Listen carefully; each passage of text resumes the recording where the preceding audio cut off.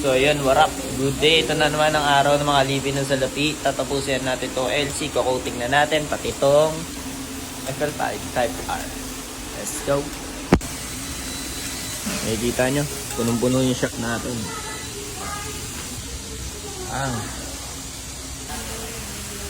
Tapos na namin i-wash itong Civic Type R. Ngayon yung LC300 naman, ibibilad na natin sa araw. So ngayon tapos na tayo mag-PPF, lalagyan na natin ng ceramic coating. Naka-issue na 701. Tapos pagkatapos natin i-coating, lalagyan pa natin ng sealant. Bale, doble-doble protection natin. PPF, ceramic coating, tapos sealant. Let's go!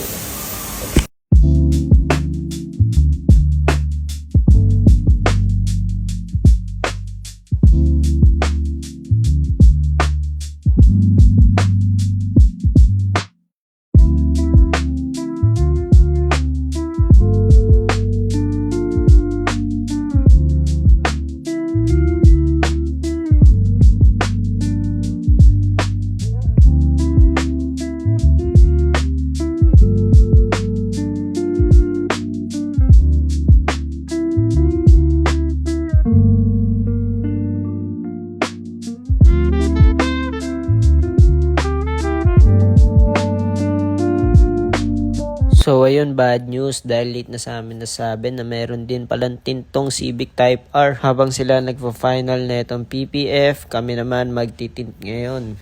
Dahil ang release na ito ay ngayong hapon na at kailangan nating habulin.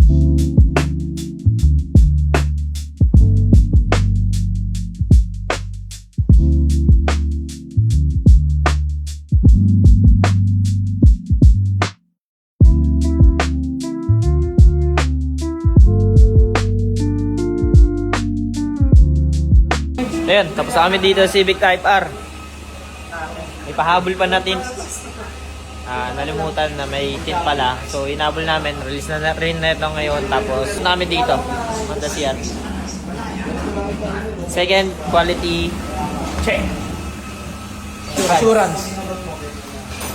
Quality check daw, sabi pinsa ko, quality assurance yun. Quality assurance. Bale, ito nga pala yung mga kailangan natin i-correct yung mga bubbles dito sa may door bowl. Sila na nga gumawa sa may door bowl at ako naman dito naman ako sa may hood.